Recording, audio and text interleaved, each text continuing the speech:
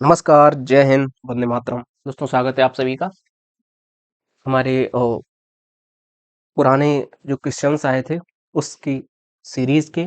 ये हमारा इतिहास का शायद तीसरा वीडियो है, क्योंकि हालांकि मैंने कोशिश तो की थी, मैंने हालांकि कमिटमेंट भी किया था कि मैं एक वीडियो में एक टॉपिक क्लोज कर दूंगा।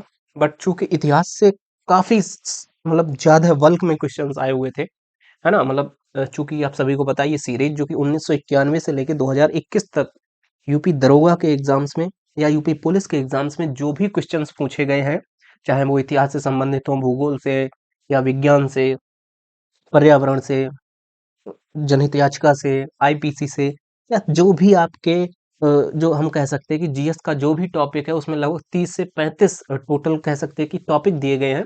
ठीक है, तो मैंने कमिटमेंट तो ये किया था कि मैं एक दिन में एक टॉपिक को क्लोज कर दूंगा। पर चूंकि इतिहास में लगभग हमारे पास 300 क्वेश्चंस थे, तो एक वीडियो में 300 क्वेश्चंस करवाना और फिर उनका एक्सप्लेनेशन करना वो थोड़ा वीडियो भी लंबा हो जाता है और फिर आपको पढ़ने में भी थोड़ी दिक्कत आती है, जो भी है। इस वजह से मैंने सोचा कि हम 100 क्वेश्चंस करते हैं। ठीक है, तो इसी संदर्भ में ये हमारा तीसरा वीडियो है। इससे पहले मैं 2 वीडियो इतिहास के कर चुका हूँ और एक वीडियो जो कि पर्यावरण का था उसमें लगभग 75 क्वेश्चंस थे, तो वो कर चुका हूँ। ये मैंने पूरी इसी चैनल पे एक प्लेलिस्ट बना रखी है, UP UP police SI 91 to 2021 all questions. ठीक है, इस तरीके से मैंने कुछ नाम दे रखा है उसको, प्लेलिस्ट को। तो वहां पे जाके आप सभी वीडियोस को एक बार देख लीजिएगा एग्जाम देने से पहले। ठीक है, हालांकि माहौल जो बन रहा है उसके अंतर्गत ये भी कहा जा सकता है, हो सकता है आपका एग्जाम जनवरी में भी हो जाए, फरवरी में हो जाए, या जब भी हो जाए, क्योंकि भर्ती बोर्ड काफी ज्यादा एक्टिवली काम कर रहा है। ठीक है, तो इसी संदर्भ में हमारा ये तीसरा वीडियो है। आगे चलने से पहले बस आप मेरे चैनल को सब्सक्राइब कर लीजिए, अपने दोस्तों के साथ में शेयर करिएगा। ठीक है, आपके अपने भाई, आपके अपने दोस्त मित्र जो भी हैं, यार दोस्त, जो कोई भी यदि यूपी दरोगा का एग्जाम दे रहा है, या चूंकि आने वाली भर्ती भी यूपी पुलिस की नई वैकेंसी भी आने वाली है, तो उससे संदर्भित भी है, या उसकी भी अगर कोई बच्चा तैयारी कर रहा है तो उसको भी आप हमारा चैनल सजेस्ट कर सकते हैं, ये वीडियो आप उनके साथ शेयर कर सकते हैं। ठीक है, तो चलिए शुरू करते हैं। हमारा पहला क्वेश्चन है आज का, अखिल भारतीय अस्पृश्यता विरोधी संघ किस साल में स्थापित किया गया था? ये बेसिकली किया गया था 1932 में। ठीक है, अखिल भारतीय अस्पृश्यता विरोधी संघ की स्थापना 29 सितंबर 1932 को मदन मोहन मालवीय जी के नेतृत्व में बंबई में की गई थी। इसके पहले अध्यक्ष घनश्याम दास बड़ला थे तथा अमृतलाल ठक्कर मंत्री चुने गए थे। इससे पहले इसका नाम अस्पृश्यता निवारण संघ रखा गया था। इसे 30 सितंबर 1933 को हरिजन सेवक संघ कर दिया गया था। ठीक है, ध्यान रखेंगे इस बात को, क्योंकि हरिजन सेवक संघ महात्मा गांधी जी से संबंधित है। इस वजह से हो सकता है आपसे क्वेश्चन इस तरीके से पूछ लिया जाए कि हरिजन सेवक संघ का पुराना नाम क्या था, तो इसका पुराना नाम हो जाएगा आपका अखिल भारतीय अस्पृश्यता विरोधी संघ। और इससे भी पुराना अगर नाम पूछे जाए तो हो जाएगा आपका अस्पृश्यता निवारण संघ। ठीक है, इसकी स्थापना 1932 में की गई थी और इसी को बदलकर 1933 में हरिजन सेवक संघ बना दिया गया था। ठीक है, अगला क्वेश्चन, कोलकाता में धर्म सभा की स्थापना किसने की थी? Option A Gopi Mohan Dev, option B Bhai Balak Singh, option C Syed Ahmad, option D Henry Derozio. ठीक है, बात करते हैं कोलकाता की जो धर्म सभा हुई थी उसकी स्थापना की थी गोपी मोहन देव ने। ठीक है, कोलकाता में धर्म सभा की स्थापना गोपी मोहन देव ने की थी।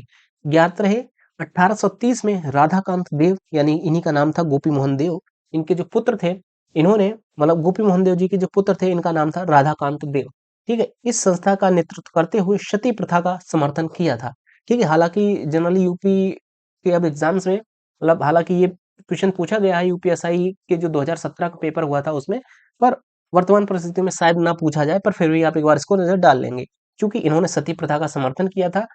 तो क्वेश्चन हो सकता है थोड़ा घुमा के इस तरीके से आ जाए कि बताइए निम्न में से मतलब आपको 4 तरीके की कह सकते हैं कि सभाएं दे दी जाएंगी, मान लो धर्म सभा या धर्म संसद, इस तरीके से इनमें से किस पूछा जाएगा, निम्न में से किस ग्रुप ने या किस सभा ने, किस संगठन ने सती प्रथा का समर्थन किया था? तो वो हो जाएगा आपका धर्म सभा। कोलकाता में जो धर्म सभा हुई थी उस धर्म सभा ने इसका नेतृत्व किया था राधाकांत देव ने, जो कि गोपी मोहन देव के पुत्र थे। ठीक है, अगला क्वेश्चन, अगला क्वेश्चन है हमारा, निम्नलिखित में से सिख गुरु ने कौन से सिख गुरु ने 1699 में खालसा पंथ की स्थापना की थी? खालसा निष्ठावान समुदाय है जिसने अपने विश्वास के दृश्य प्रतीकों को पहनते हैं और योद्धाओं की तरह प्रशिक्षित होते हैं। क्योंकि आप सभी को पता है खालसा पंथ में ही जो 5 वो मैंने बताए थे आपको पिछले वीडियो में, उनको मतलब कंपल्सरी हो जाता है खालसा पंथ को फॉलो करने वालों में, ठीक है? तो बेसिकली खालसा पंथ की जो कह सकते हैं कि इसको स्टार्ट किया था वो गुरु गोविंद सिंह जी ने किया था, श्री गुरु गोविंद सिंह, ठीक है? ओके, श्री गुरु गोविंद सिंह जी ने किया था और ये क्वेश्चन आपका पूछा गया है यूपी कांस्टेबल 2018 के जो एग्जाम हुआ था उसकी फर्स्ट शिफ्ट में, ठीक है? बात करते हैं इसके थोड़े डिटेल में। तो सिख गुरु गुरु गोविंद सिंह द्वारा 1699 में खालसा पंथ की स्थापना की गई थी। खालसा सिख धर्म में विधिवत दीक्षा प्राप्त अनुयायियों का सामुदायिक रूप है, ठीक है? क्वेश्चन नंबर 202, उस ब्रिटिश गवर्नर जनरल का नाम बताएं जिन्होंने भारत में रेलवे का शुभारंभ किया था। तो ये आपके हो जाएंगे डलहौजी। इसको आप मार्क कर लीजिएगा, मतलब दिमाग में बिठा लीजिएगा अगर आप यूपी का कोई भी एग्जाम दे रहे हैं, ठीक है?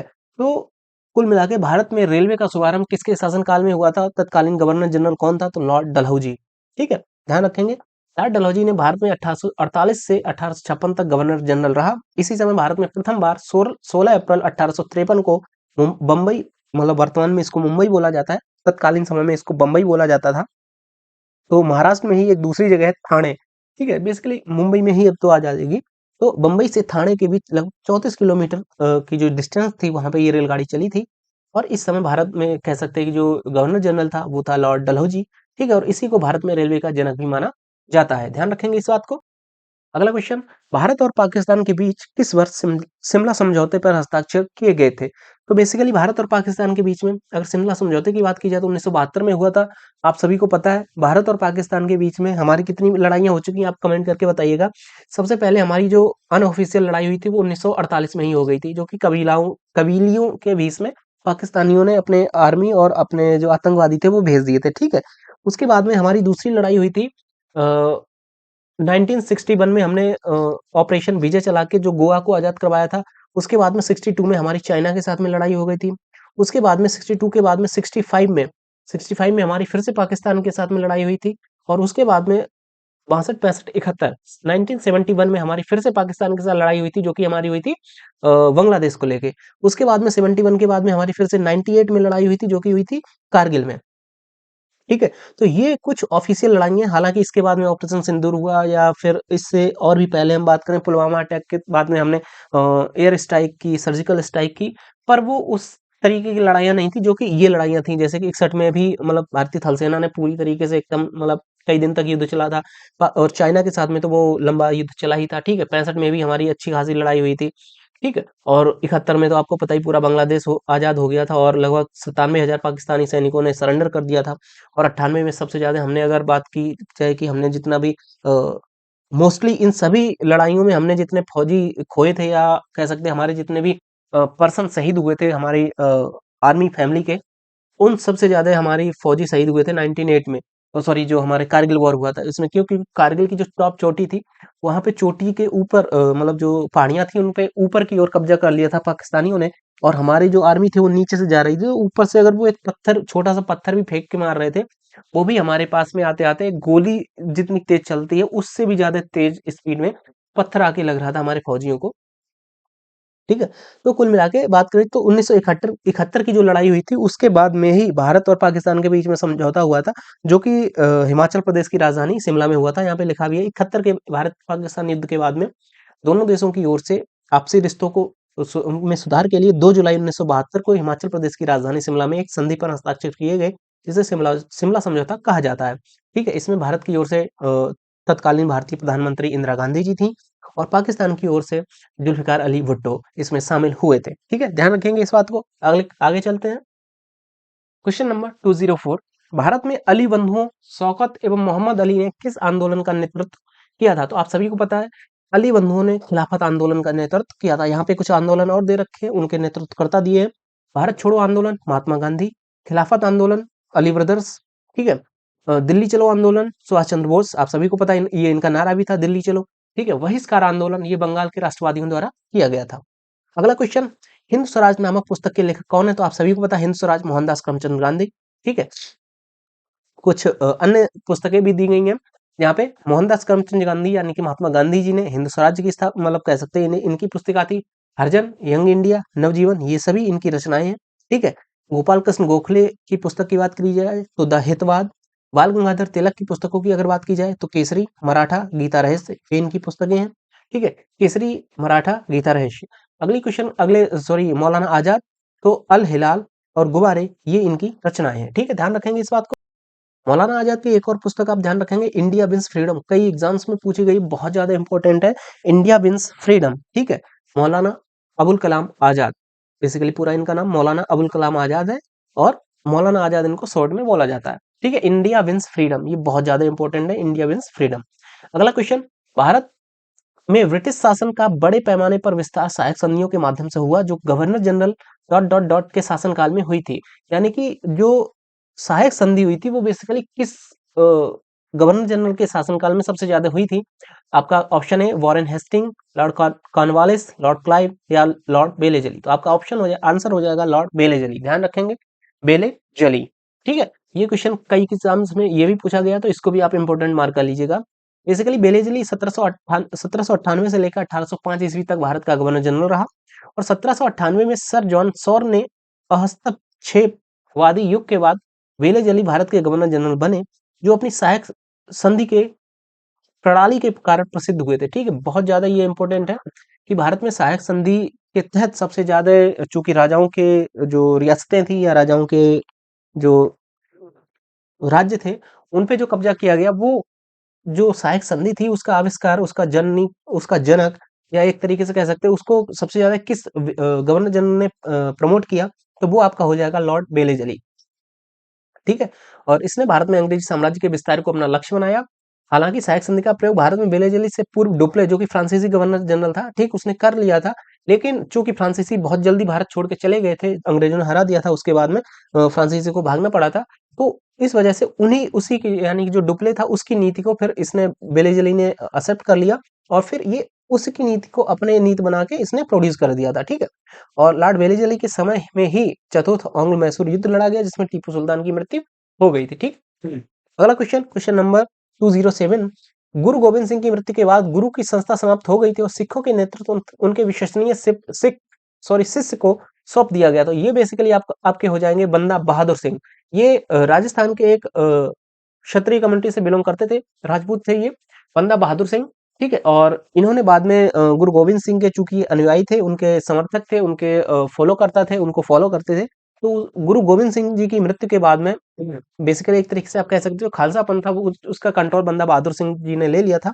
ठीक है, और इनको बंदा बहादुर, लक्ष्मण दास और माधो दास भी कहते हैं। ठीक है, पाकिस्तान का सबसे पहले नाम द्वारा गढ़ा गया, यानी कि निम्न में से ये जो चार ऑप्शन दिए गए, इनमें से सबसे पहले पाकिस्तान जो नाम था वो किस व्यक्ति ने दिया था? मौलाना आजाद, ठीक है, मोहम्मद अली जिन्ना, चौधरी रहमत अली, मोहम्मद इकबाल। आपको इसका कमेंट करके आंसर बताइएगा, अगर आपको नहीं पता है तो मैं तो बता ही दूंगा। ठीक है, आपके पास में है 2 सेकंड, चलो 5 सेकंड मान लेते हैं। ठीक है, टिक टिक 1 2 3 4 5, चलो बताते हैं। मौलाना आजाद, ये तो पाकिस्तान का देंगे नहीं, क्यों? क्योंकि ये तो भारत के ही शिक्षा मंत्री बने हुए थे बाद में, आजादी के बाद में। ठीक है, तो इनको तो आप निगलेक्ट कर दीजिए। मोहम्मद अली जिन्ना, हो सकता हूँ, मोहम्मद इकबाल, ये भी हो सकता हूँ, और चौधरी रहमत अली, हो सकता है ये भी हूँ।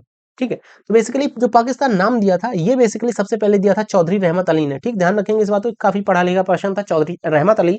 तो सबसे पहले जो नाम दिया था पाकिस्तान, या पाकिस्तान वर्ड जो जिसने प्रोड्यूस किया था, वो था चौधरी रहमत अली। ठीक है, आगे चलते हैं। रविन्द्रनाथ टैगोर ने अपनी नाइटहुड की उपाधि डॉट डॉट डॉट के विरोध में छोड़ दी थी। ये बेसिकली उन्होंने छोड़ दी थी जलियांवाला बाग हत्याकांड के विरोध में। ठीक है, यानी कि पहले अभी भी दी जाती है, ब्रिटिश गवर्नमेंट उनके कुछ महान लोगों को, जो कि उनको लगता है कि हाँ ये परफेक्ट है। ठीक है, तो रविन्द्रनाथ टैगोर जी को, उनकी महान बांग्ला कवि और दार्शनिक रविन्द्रनाथ टैगोर जी को ब्रिटिश सरकार ने, ठीक है, 1915 में 3 जून 1915 को नाइटहुड या सर की उपाधि से सम्मानित किया था। अभी रिसेंटली ही ब्रिटिश सरकार ने किसी एक अन्य व्यक्ति को भी नाइटहुड की उपाधि से सम्मानित किया। मेरे जहन से उस व्यक्ति का नाम उतर रहा है। ठीक है, अगर आपने पढ़ा है तो आप कमेंट करके बताइएगा। रिसेंटली दिया, अभी 3-4 दिन पहले। ठीक है, तो बेसिकली उस नाइटहुड की उपाधि को, या जैसे जिसको नाइटहुड अंग्रेजी में बोलते हैं, बेसिकली सर बोला जाता है, तो सर की उपाधि को इन्होंने फिर जो जलियांवाला बाग नरसंहार हुआ था, उसके विरोध में इन्होंने इस नाइटहुड की जो उपाधि थी, या सर की जो उपाधि थी, इसको वापस कर दिया था। ठीक है। अगला क्वेश्चन, निम्न में से किस रियासत ने 1947 के बाद में पाकिस्तान में मिलने की घोषणा की थी, लेकिन बाद में जनमत संग्रह के बाद इसे भारत में शामिल होने के लिए मजबूर होना पड़ा था। ठीक है, काफी ज्यादा इंपॉर्टेंट क्वेश्चन है। देखिए, आजादी के बाद में भारत में 3 रियासतें बची थी जो कि भारत में विलय नहीं होना चाहती। सबसे पहले आपकी जम्मू कश्मीर हो जाएगी, दूसरी आपकी यहाँ पे हैदराबाद हो जाएगी, और तीसरी गुजरात में एक रियासत थी जूनागढ़। ठीक है, कश्मीर का सीन ये था, यहाँ का राजा हिंदू था, यहाँ की जो जनता थी वो मुस्लिम थी। ठीक है, हैदराबाद का सीन ये था, यहाँ की जो राजा था या कह सकते हैं जो नवाब था वो भी मुस्लिम था, यहाँ की जनता थी वो भी मुस्लिम थी मोस्टली। और अगर जूनागढ़ की बात की जाए, यहाँ का राजा मुस्लिम था लेकिन यहाँ की जो जनता थी वो हिंदू थी। तो कश्मीर का तो मुद्दा अभी तक हमारा सॉल्व हो नहीं पाया एक तरीके से अगर हम माने तो। हैदराबाद को हमने ऑपरेशन पोलो चला के इसको क्लोज कर दिया था सरदार पटेल ने। बचा था जूनागढ़, तो जूनागढ़ में ये हुआ था, इसने चूंकि ये एक तरीके से आप मान सकते हैं पाकिस्तान यहाँ तक गुजरात तक तो आ ही गया था, तो जो जूनागढ़ रियासत थी वो गुजरात में ही स्थित थी। तो उस रियासत का जो राजा था उसने फिर पाकिस्तान में शामिल होने की पेशकश की थी, चूंकि यहाँ पे जनता हिंदू थी और मोस्टली हिंदू जो जनता थी वो भारत के साथ में विलय चाहती थी। इस वजह से यहाँ पे जनमत संग्रह हुआ और फिर जो जूनागढ़ रियासत थी वो भारत में विलय हो गई थी। ठीक है, ध्यान रखेंगे इस बात को। बाकी रामपुर ये उत्तर प्रदेश की रियासत थी, हालांकि यहाँ के जो राजा थे, राजा या नवाब बोला जाता, वो मुस्लिम थे, परंतु यहाँ की जो जनता थी वो हिंदू थी। फरीदकोट ये रियासत, मतलब ये तो पहले ही सामान्यतः कह सकते हैं भारत में विलय हो चुकी थी। आगे पोरबंदर, पोरबंदर ये रियासत थी ही नहीं, ये तो एक शहर का नाम है पोरबंदर, जो कि गुजरात का है, जहाँ पे महात्मा गांधी जी का यहाँ पे ही पोरबंदर में ही जन्म हुआ था। ठीक है, आगे चलते, नेक्स्ट क्वेश्चन।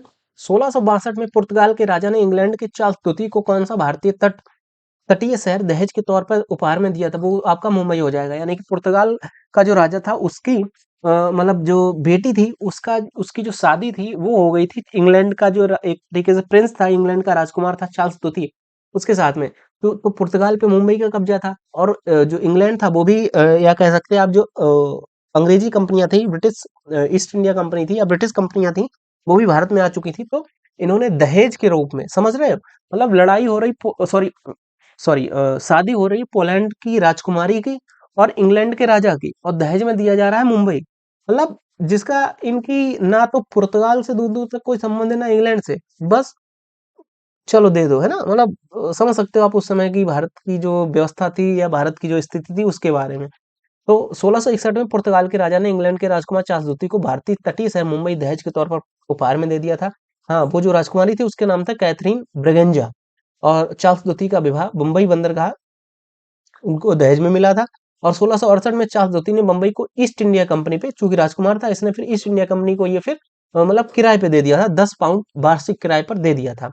ठीक, आगे बात करते हैं। अगला क्वेश्चन, किस भारतीय दार्शनिक या विचारक को 1893 में शिकागो में आयोजित विश्व धर्म संसद में अपने संबोधन के लिए याद किया जाता है? तो आप सभी को पता है, विश्व धर्म संसद में भारत की तरफ से कौन गया था? स्वामी विवेकानंद। ठीक है, महान भारतीय दार्शनिक स्वामी स्वामी विवेकानंद को 1893 में शिकागो में आयोजित विश्व धर्म संसद में अपने संबोधन के लिए याद किया जाता है। बेहद कम उम्र में अपने ज्ञान का लोहा मनवाने वाले स्वामी विवेकानंद जी का जन्म, इनका जो बेसिकली जन्म हुआ था 1863 में हुआ था। ठीक है, और 1893 में ये अमेरिका चले गए थे लगभग 30 वर्ष की आयु में, और वहां पे इनका लेक्चर अगर आपने देखा है, my dear brother and sister, इस तरीके से इन्होंने, इनको बोलने के लिए मात्र शायद 2 मिनट यानी 5 मिनट दिए थे, और बाद में बोलते बोलते इनको लगभग 1 से 1.5 घंटा हो गया था।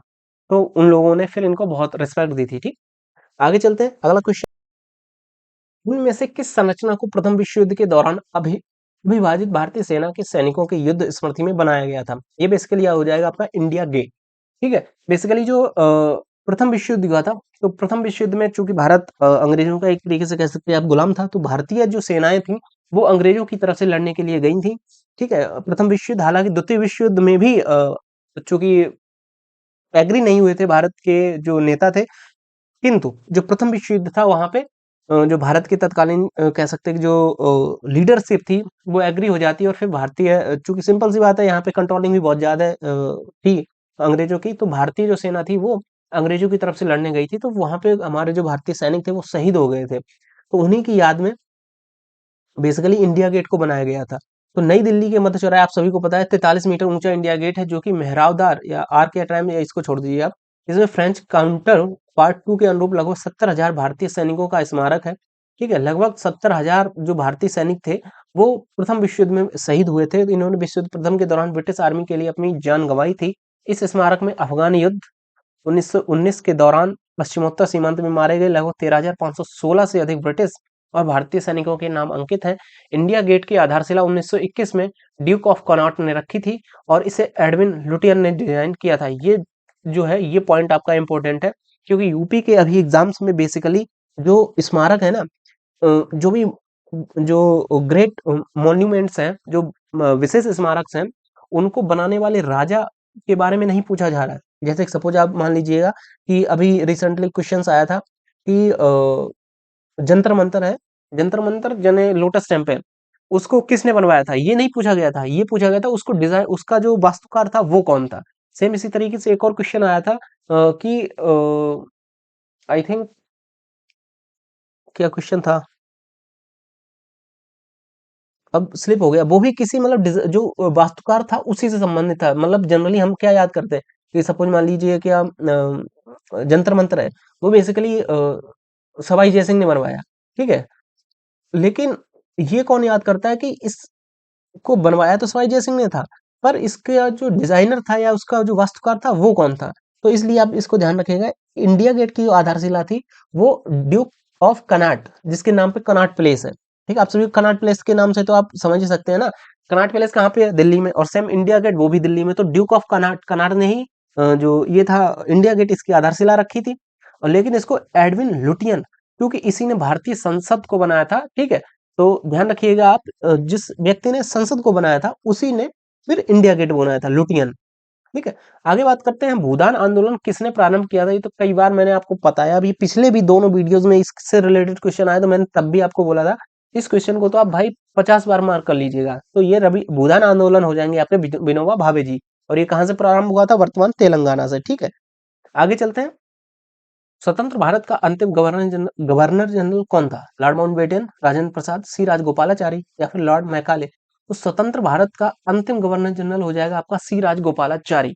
यदि ये पूछा जाता है, यहाँ पे ध्यान रखिएगा, क्वेश्चन इस तरीके से पूछा जा सकता है, ये बहुत ज्यादा इंपॉर्टेंट है और कई बार बच्चे इसमें कंफ्यूज हो जाते हैं।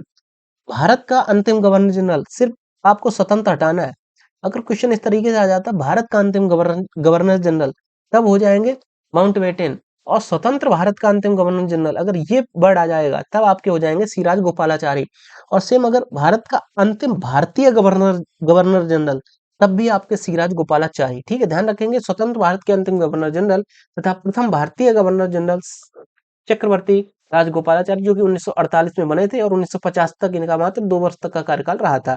जबकि स्वतंत्र भारत के पहले गवर्नर लॉर्ड माउंटबेटन थे, ठीक है। यानी स्वतंत्र भारत का पहला भारतीय गवर्नर जनरल लॉर्ड सी राजगोपालाचारी, तो स्वतंत्र भारत का पहला गवर्नर जनरल लॉर्ड माउंटबेटन, और भारत का अंतिम governor general Lord Mountbatten, Bharat का अंतिम भारतीय गवर्नर जनरल सी राजगोपालाचारी, ठीक है। 216 नंबर, नेक्स्ट क्वेश्चन, 1922 में महात्मा गांधी ने असहयोग आंदोलन क्यों वापस लिया था।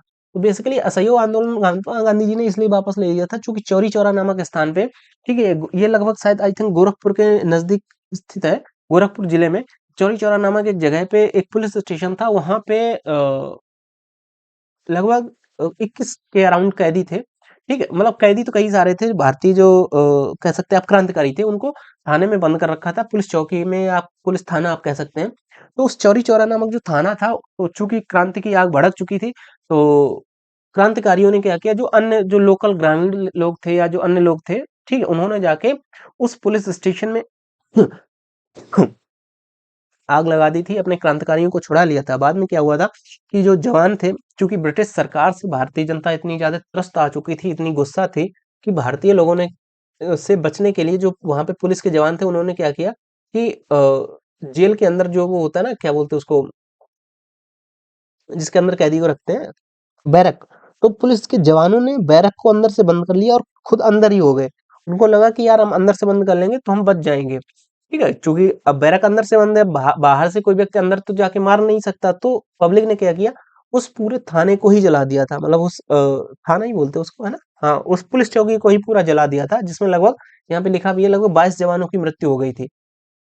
22 जवानों को जिंदा जला दिया था। उसके बाद में महात्मा गांधी को लगा कि हाँ यार, अब तो ये तो उग्र आंदोलन हो गया, ये हिंसात्मक आंदोलन हो गया। उसके बाद में महात्मा गांधी को मारने तक का वो आ गया था, अल्टीमेट एक तरीके से कह सकते हैं। उसके बाद में फिर महात्मा गांधी को लगा नहीं यार, अब सरकार नहीं झुकने वाली, आप तत्काल प्रभाव से असहयोग आंदोलन वापस ले लो। उसी के विरोध में फिर जो भगत सिंह थे, आजाद जी थे, फिर इन्होंने फिर महात्मा गांधी का विरोध करना शुरू कर दिया। चूंकि महात्मा गांधी के असहयोग आंदोलन के कारण ही कई बच्चे थे, इन्होंने स्कूल में जाना बंद कर दिया था। कई कह सकते हैं कि जो लोग लोग जो जॉब कर रहे थे, उन्होंने अंग्रेजों की फैक्ट्रियों में, उनके धंधों में, उनकी दुकानों पे काम करना बंद कर दिया था।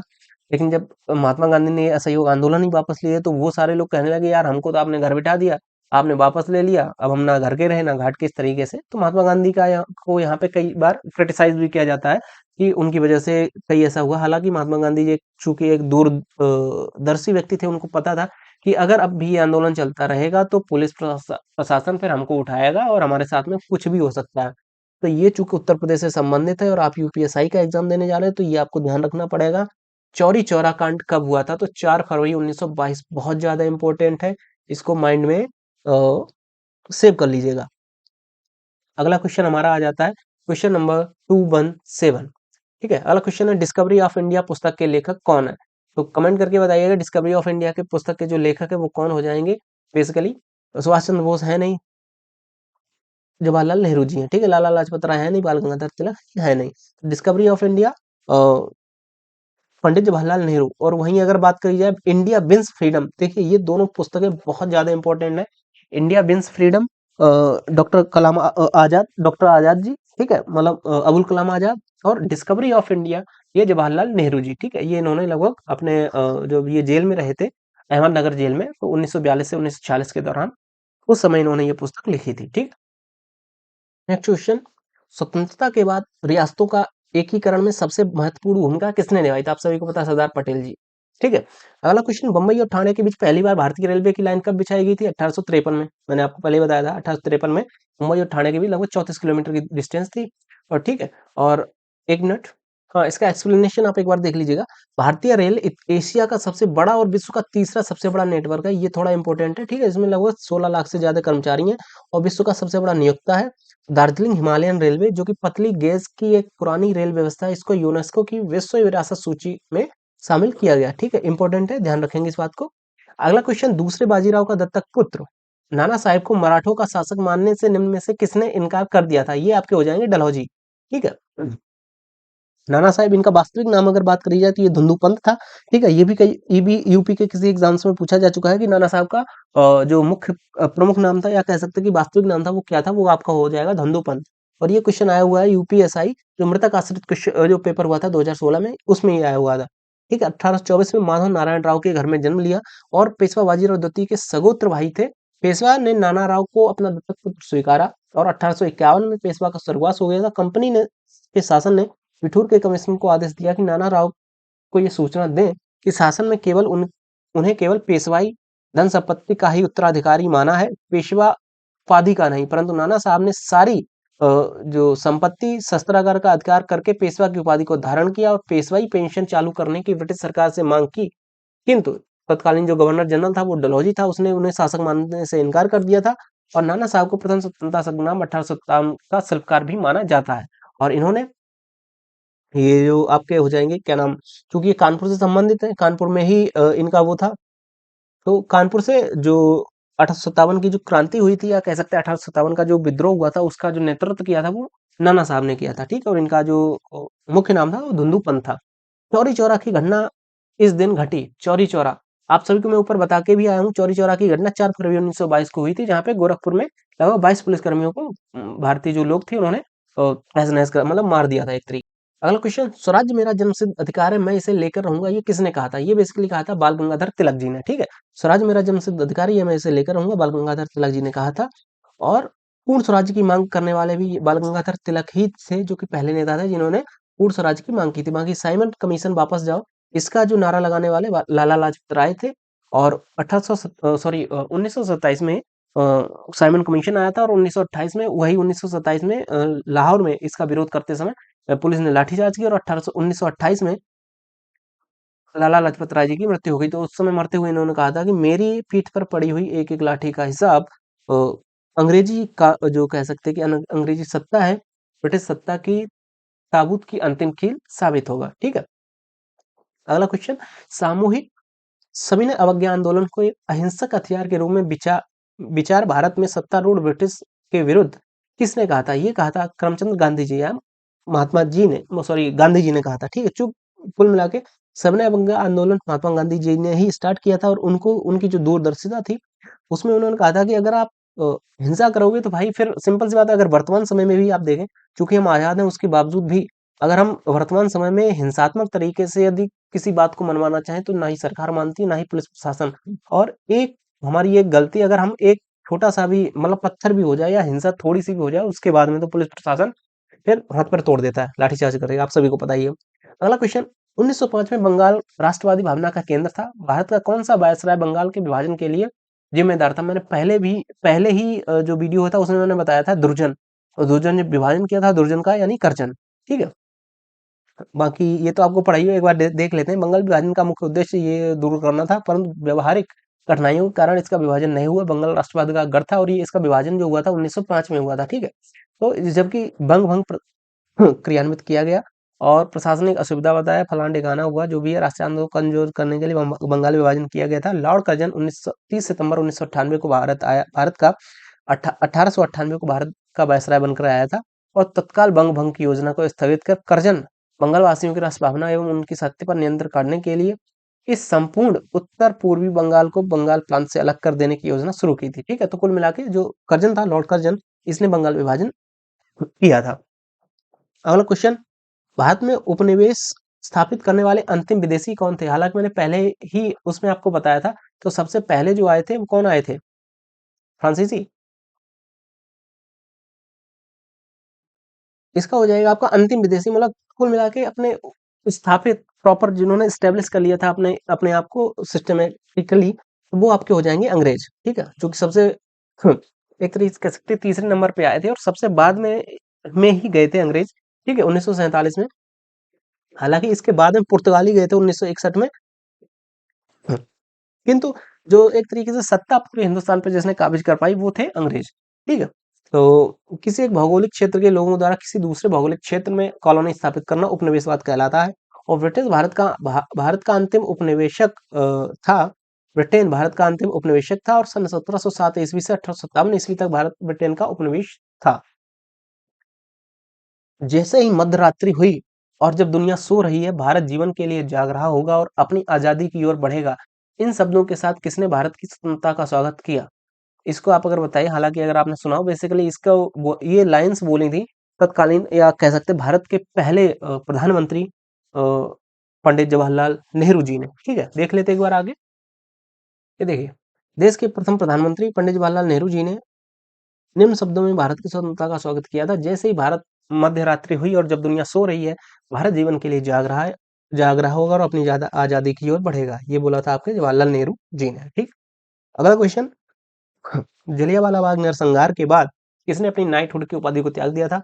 आप सभी को पता है, रविन्द्रनाथ टैगोर जी ने, ठीक है। आगे बढ़ते हैं।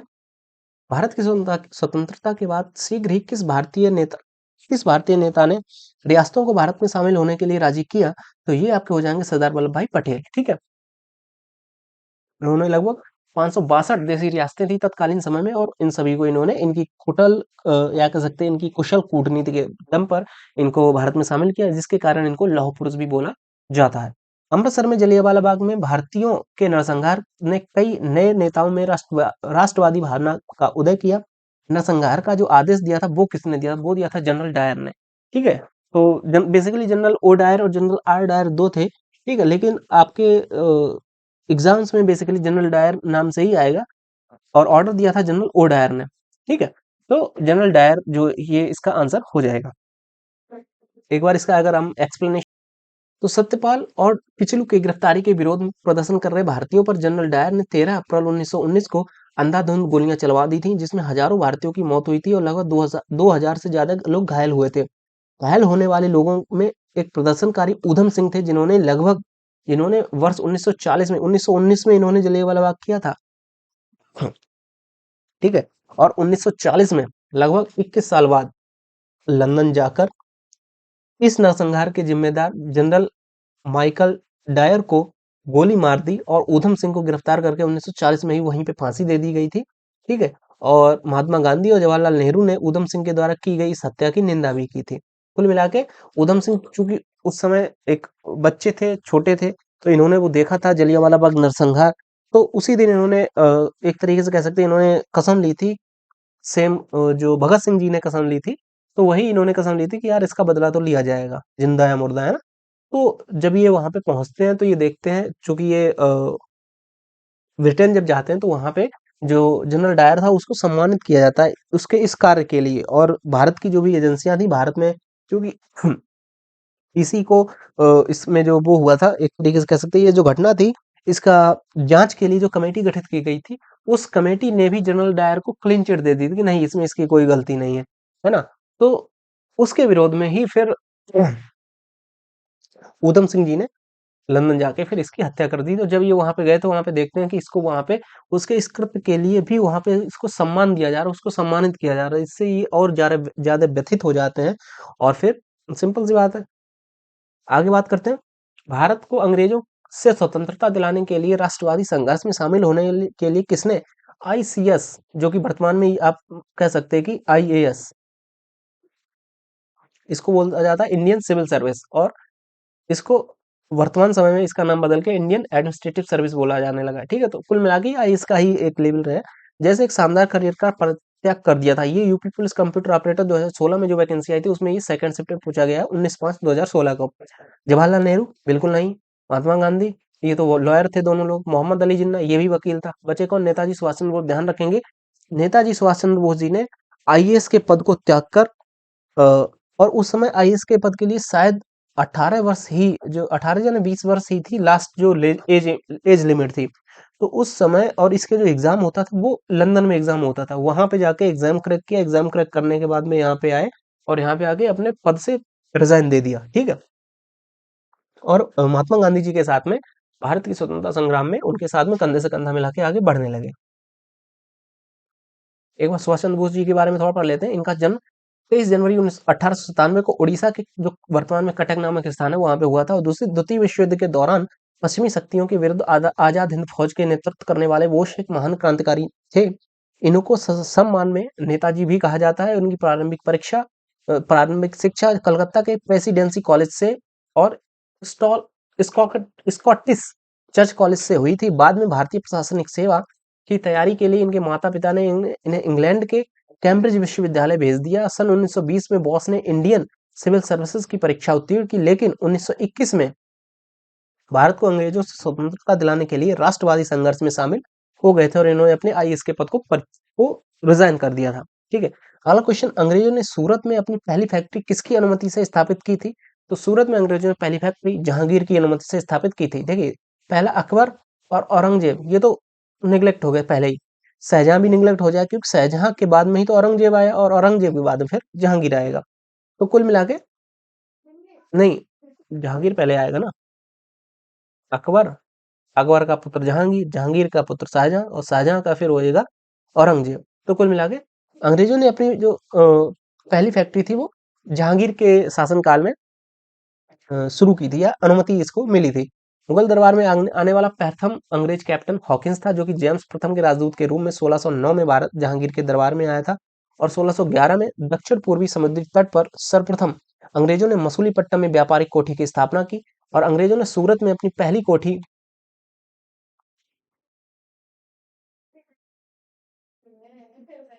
फैक्ट्री जहांगीर की अनुमति से 1613 में स्थापित की थी।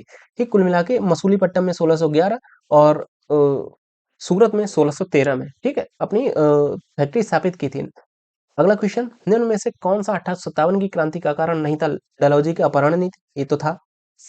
ये भी था, चूंकि सैनिकों को स्वर्ग और गाय की चर्बी से युक्त कारतूस देना, भारतीयों का संगठित एवं शक्तिशाली होना, ये नहीं था, ये कोई कारण ही नहीं था।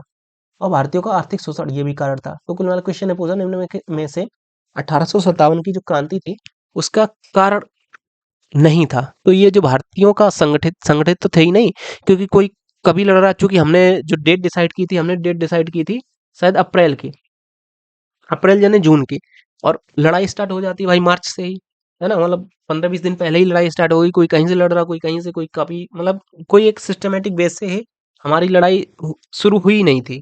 ठीक है, अगर प्रॉपर सिस्टमेटिक बेस से होती एक साथ में, मतलब भारत के अगर 20 जगह से विद्रोह उठता एक साथ में एक दिन, तो अंग्रेज कंट्रोल नहीं कर पाते। अब सपोज मान लीजिएगा आज कितनी तारीख, आज मैं बोल रहा हूँ 15 तारीख को, तो 15 तारीख को कलकत्ता शहर में विद्रोह हुआ। तो विद्रोह कलकत्ता में हुआ, तो यहाँ पे आसपास की जो भी जो ब्रिटिश कमांड थी या आर्मी की, उन्होंने कलकत्ता जाके विद्रोह को दबा दिया। वो खबर पहुंचते पहुंचते मान लीजिए कानपुर में पहुंच पाई खबर 20 तारीख को। तो तब तक यहाँ पे जो शांत हो गया था, बची हुई जो पलटन थी अंग्रेजों की, चूंकि इन्होंने उस समय एक तरीके से कह सकते हैं गुप्तचर विभाग की भी स्थापना कर दी थी अंग्रेजों ने, तो उनको पता चल गया था कि हाँ अगला जो विद्रोह है वो कानपुर में होने वाला, तो उन्होंने अपनी बची हुई आधी से 50% आर्मी तो कलकत्ता में ही रोक दी, बची हुई 50% आर्मी उन्होंने कानपुर में भेज दी। अब कानपुर में जैसे ही विद्रोह उठा, थोड़ा उठ के फैल पाया, उनकी आर्मी आ गई, उन्होंने यहाँ पे भी दबा दिया। इस तरीके से मतलब कि सिस्टमेटिक में था ही नहीं भारतीयों के पास में। ठीक है, आगे चलते हैं अगले टॉपिक पे। मतलब अगला क्वेश्चन हमारा, गोवा को भारत सरकार ने किस देश के हाथ से मुक्त करवाया था? ये तो मैं कई बार बता चुका हूँ, 1961 में पुर्तगालियों से हमने इसको आजाद कराया था। भारत में तम्बाकू के प्रचलन की जो शुरुआत थी वो किसने की थी? तम्बाकू प्रचलन की जो तम्बाकू कहाँ से आया था, इसको अगर आप देखेंगे जाके तो ये बेसिकली पुर्तगालियों से ही आया था तम्बाकू। ठीक है, ये क्वेश्चन पूछा गया 2014 के यूपी दरोगा के एग्जाम में। तम्बाकू पौधे की पत्तियों से प्राप्त होता है। यह एक मादक और उत्तेजक पदार्थ है जिसमें निकोटीन होता है। भारत में तम्बाकू का पौधा पुर्तगालियों द्वारा 1608 में लाया गया और भारत का विश्व में तम्बाकू उत्पादन में तीसरा स्थान है। भारत में आंध्र प्रदेश जो है वो तम्बाकू उत्पादन में सबसे अग्रणी स्थान है। ठीक है, ध्यान रखेंगे इस बात को। आगे चलते हैं, क्वेश्चन नंबर 235। मीरा बहन इनकी अनुयायी थी। पहले तो आपकी जानी मीरा बहन थी कौन? तो मीरा बहन बेसिकली ब्रिटेन के नौसेना अध्यक्ष थे एडमंड स्लैंड, इनकी पुत्री थी। इनका वास्तविक नाम मैडलिन स्लेड था। महात्मा गांधी के संपर्क में आने के बाद में चरखा कातने तथा हिंदी में दक्षता प्राप्त करने पर ये महात्मा गांधी की अनुयायी बन गई थी। तो बेसिकली मीरा बहन जो थी, इनको मीरा बहन बोला जाएगा बेसिकली। ठीक है, ये जो थी महात्मा गांधी जी की अनुयायी थी। ठीक है, ये क्वेश्चन पूछा गया यूपीएसआई 2011 में। महात्मा गांधी का जो दांडी मार्च प्रारंभ हुआ था वो कहाँ से हुआ था? वो अहमदाबाद से हुआ था। देखो बारदौली ये बेसिकली गांधी जी से संबंधित है ही नहीं। बारदौली ये सरदार पटेल जी से संबंधित है। बम्बई ये तो संबंधित है ही नहीं महात्मा गांधी से। सूरत भी महात्मा गांधी से संबंधित नहीं है। महात्मा गांधी से अहमदाबाद से इन्होंने दांडी मार्च प्रारंभ किया था। ठीक है, और ध्यान रखेंगे महात्मा गांधी ने 78 स्वयंसेवकों के साथ में 12 मार्च 1930 को अहमदाबाद में स्थित साबरमती आश्रम से दांडी मार्च शुरू किया था। गांधी जी ने इस दांडी यात्रा का मुख्य उद्देश्य अंग्रेजों द्वारा बनाए गए नमक के कानून को तोड़ना था। लगभग 24 दिन बाद 6 अप्रैल 1930 को, ठीक है, ये ध्यान रखेंगे 12 मार्च से स्टार्ट हुआ, 6 अप्रैल 1930 को दांडी पहुंचकर इन्होंने समुद्र के किनारे नमक बनाकर नमक कानून को तोड़ा था। वास्को डी गामा था एक अमेरिकन नाविक, ब्रिटिश नाविक, पुर्तगाली या फ्रांसीसी? तो सबसे पहले आप सभी को पता ही है, सबसे पहले भारत में पुर्तगाली आए थे, तो वास्को डी गामा पुर्तगाली यात्री हो जाएगा आपका। ठीक, अगला क्वेश्चन एक बार इसको देख लेते हैं। वास्को डी गामा एक पुर्तगाली नाविक था। इसने लगभग 1498 में भारत समुद्री रास्ते से भारत पहुंचा और इसका जन्म 1460 को पश्चिमी पुर्तगाल के अलेंटेजो नामक प्रांत के समुद्र तट के स्थित सेनहोर के किले के कमांडर व कुलीन घराने में एस्ताबो डी गामा के घर पे कुल मिला के इतना पढ़ने की आवश्यकता नहीं। कुल मिला के आपको पता वास्को डी गामा पुर्तगाली यात्री था, 1498 में भारत पहुंचा था, 1460 में इसके जन्म हुआ था। ये एक अब इनका जो कमांडर था पुर्तगाल का, पश्चिमी पुर्तगाल का, उसका एक मतलब कह सकते हैं उसका पुत्र था ये। इसने भारत का समुद्री रास्ता खोजा, तो वास्को डी गामा ने खोजा यार। यह संघ शासित क्षेत्र पहले एक पुर्तगाली कॉलोनी था। कौन सा? गोवा। सिंपल सी बात है, गोवा को ही हमने 1961 में आजाद करवाया था, तो यही पुर्तगाली कॉलोनी अभी तक रहा हमारा। ठीक है, और 12वें संविधान संशोधन के तहत इसको भारत में मिला लिया गया था। जलियांवाला बाग में गोली मारने का आदेश दिया था lord Simon Rowlatt Curzon Dyer, आपको डायर ने। ठीक है, अगला क्वेश्चन, नोबेल पुरस्कार प्रथम भारतीय को किस, ये इंपॉर्टेंट है, सीधा सीधा क्वेश्चन है, मतलब बिना किसी झोल झपाट के। हाँ, हो सकता है इसमें आपका इनकी सन और पूछ ली जाए, शायद 1931 में मिला था। ध्यान, अभी आप देख लेंगे, इसका एक्सप्लेनेशन देख लेंगे। तो नोबेल पुरस्कार प्रथम भारतीय किस भारतीय को मिला और किस विषय में मिला? तो सबसे पहले ध्यान रखेंगे, पहला भारत का जो पहला नोबेल था वो साहित्य के क्षेत्र में मिला था। कि किसको मिला था? रविंद्रनाथ टैगोर जी को।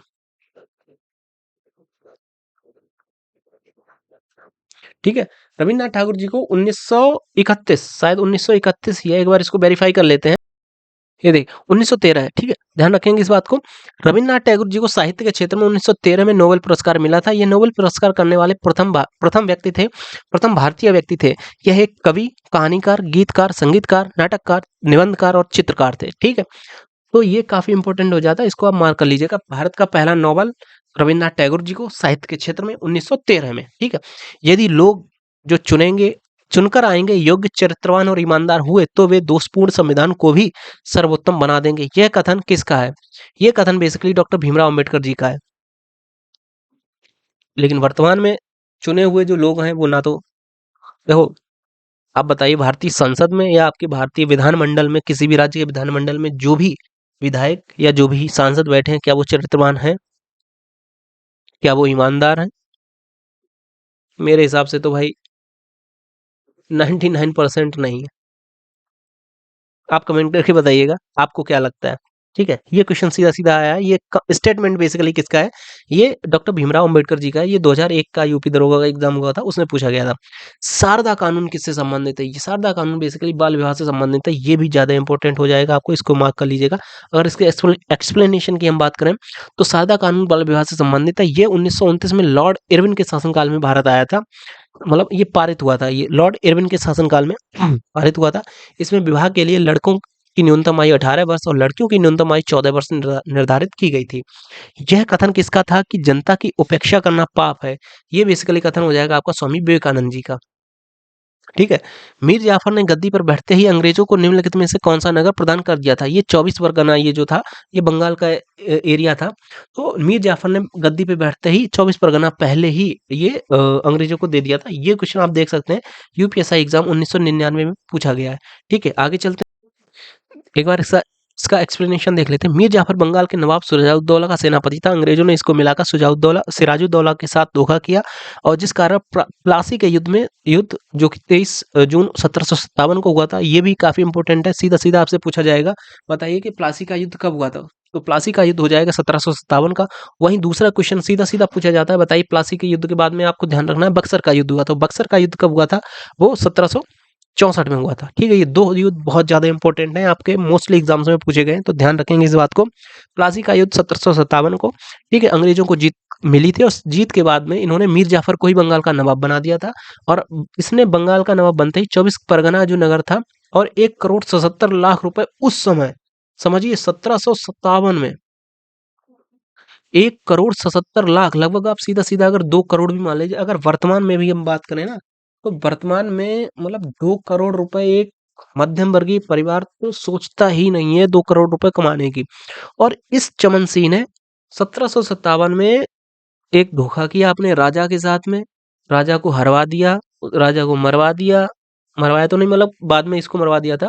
पर कुल मिला के इसने राजा के साथ में धोखा किया, ये खुद नवाब बन गया वहां पे अंग्रेजों के साथ मिलके, और इसने दहेज स्वरूप या दहेज क्यों, इसने मतलब उपहार स्वरूप 2 करोड़ रुपए अंग्रेजों को उस समय दे दिए और 24 परगना पूरा मोहल्ला पूरा एक शहर ही अंग्रेजों को दे दिया कि यहाँ के अब करता धरता तुम ही हो। समझ रहे हो? अगला क्वेश्चन, काबुली वाला पुस्तक किसने लिखी? ये तो खैर मुझे भी नहीं पता। इसके कहानी काबुली वाला के लेखक रविन्द्रनाथ टैगोर जी हैं। यह कहानी काबुली वाले तथा छोटी बच्ची मिनी के आसपास घूमती है। टैगोर जी की अन्य कृतियां खोया हुआ मोती, नई रोशनी, कवि और कविता, प्रेम का मूल्य, ये बेसिकली 1999 के समय की ये हो सकता है इंपॉर्टेंट रहा हो, ठीक है। वर्तमान में शायद नहीं पूछा जाएगा। सीमांत गांधी, बहुत ज्यादा इंपॉर्टेंट क्वेश्चन है ये जरूर 1999 के एग्जाम से पूछा गया, पर ये हो सकता है वर्तमान के एग्जाम में भी पूछ लिया जाए, ठीक है। सीमांत गांधी किसको कहा जाता है? ये आपके हो जाएंगे खान अब्दुल गफ्फार खान, ठीक है, ध्यान रखेंगे इस बात को। आगे चलते हैं, इसका एक बार एक्सप्लेनेशन देख लेते हैं। खान अब्दुल गफ्फार खान भारतीय स्वतंत्रता संग्राम में भाग लेने वाले महान राजनेता थे जो अपने कार्य और निष्ठा के कारण सरहदी गांधी, ठीक है, इनको ही सीमांत गांधी, सिंपल सी बात है, मतलब जो बॉर्डर एरिया है, बॉर्डर को ही सीमांत बोला जाता है, सीमा का अंत उसी को सरहद बोला जाता है। तो सीमांत गांधी, सरहदी गांधी, बाचा खान तथा बादशाह खान आदि नाम से पुकारे जाते थे। 1929 में गफ्फार खान ने खुदाई खिदमतगार इस संस्था की स्थापना की तथा लाल कुर्ती सेना की भी, लाल कुर्ती आंदोलन का इन्होंने आह्वान किया। इसके काल में दिल्ली दरबार आयोजित किया गया था। ये हो जाएंगे हॉर्डिंग, ध्यान रखेंगे। दरबार लगा, दरबार कब लगेगा? जब होर्डिंग लगेगी, तो इसको आप इस तरीके से रिलेट कर पाएंगे। तो होर्डिंग ने दरबार लगवाया था, होर्डिंग लगी थी सबसे पहले, उसके बाद में दरबार लगा था। तो लॉर्ड होर्डिंग के कार्यकाल में 1911 में दिल्ली दरबार का आयोजन हुआ था। इस दरबार में बंगाल विभाजन रद्द करने तथा ब्रिटिश साम्राज्य की राजधानी कलकत्ता से हटाकर दिल्ली लाने की घोषणा की गई थी। ये बहुत ज्यादा ये भी इंपॉर्टेंट हो जाता, बहुत ज्यादा तो नहीं पर हाँ इंपॉर्टेंट है। स्वराज्य पार्टी की स्थापना कब हुई थी और किसने की थी, ये ज्यादा इंपॉर्टेंट है।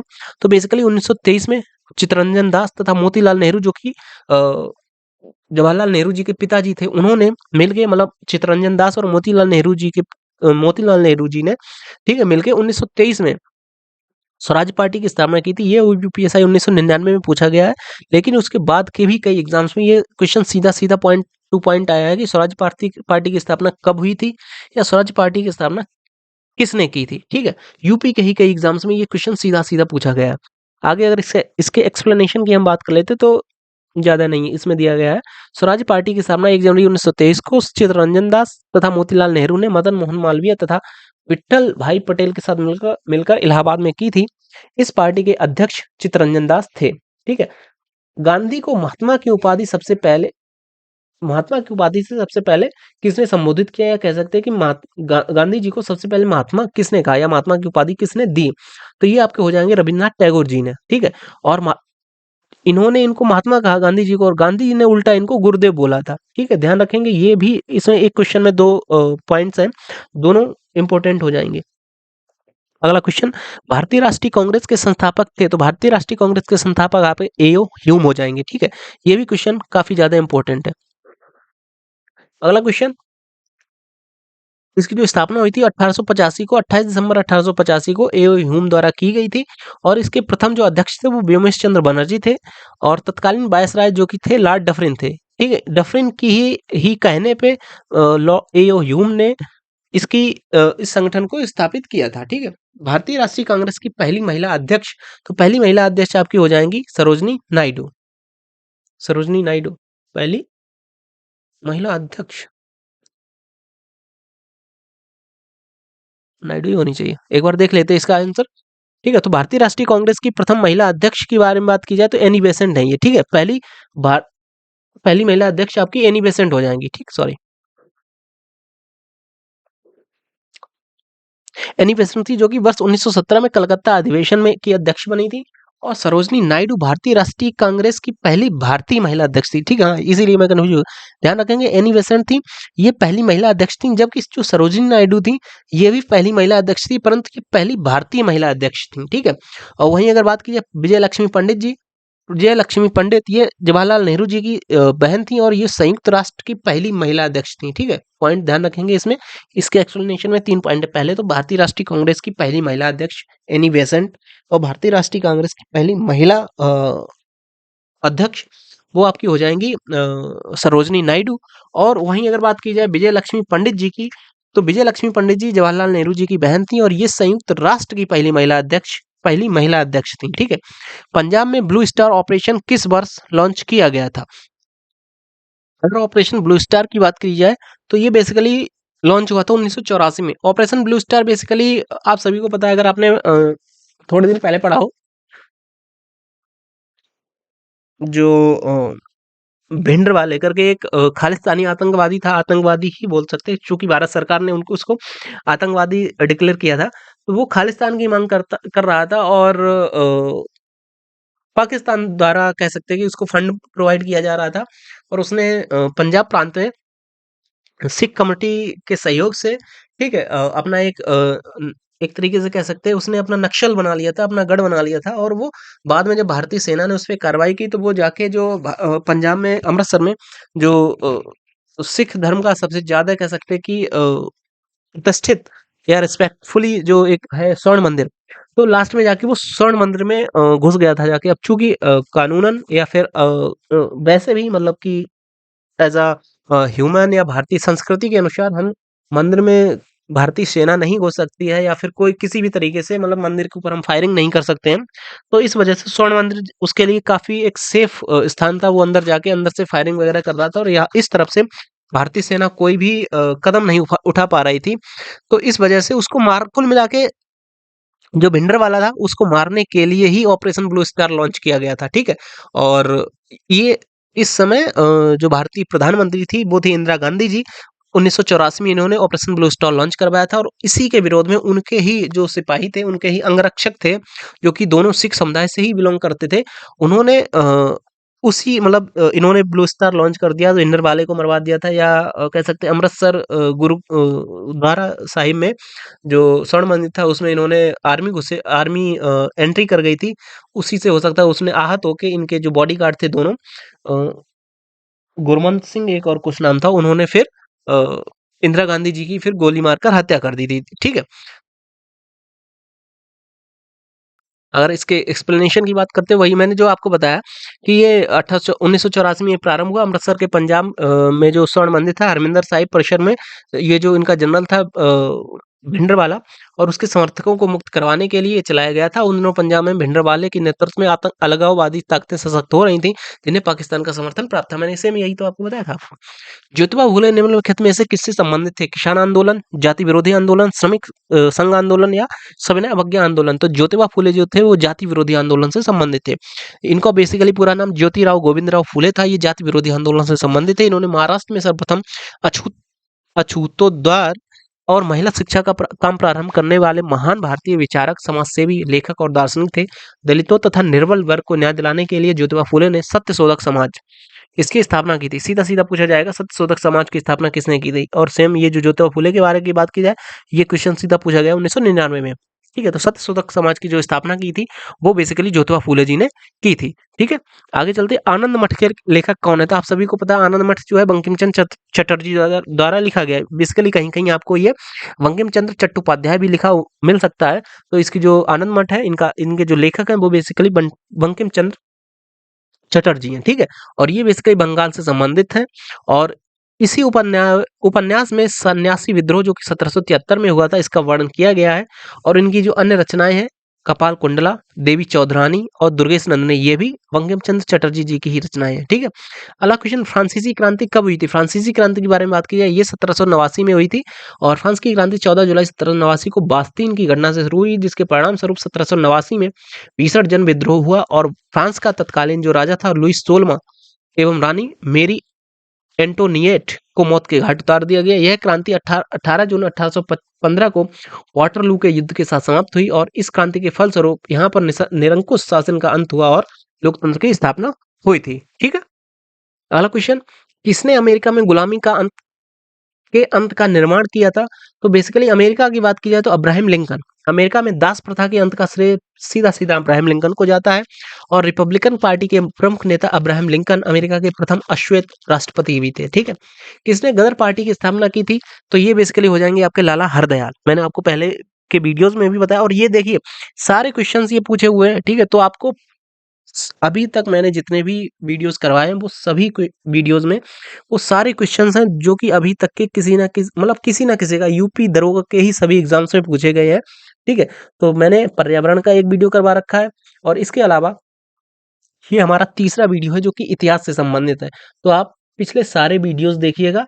इससे क्या होगा, आपके कॉन्सेप्ट थोड़ा इस लेवल पे क्लियर होंगे कि हाँ, अभी तक जो भी है यूपी दरोगा के एग्जाम में हमारे किस लेवल के क्वेश्चन पूछे जाते हैं, ठीक है? आगे चलते हैं। गदर पार्टी की स्थापना 25 जून 1913 को अमेरिका के सैन फ्रांसिस्को में के एस्टोरिया में अंग्रेजी सेना को जड़ से उखाड़ फेंकने के उद्देश्य से की गई थी।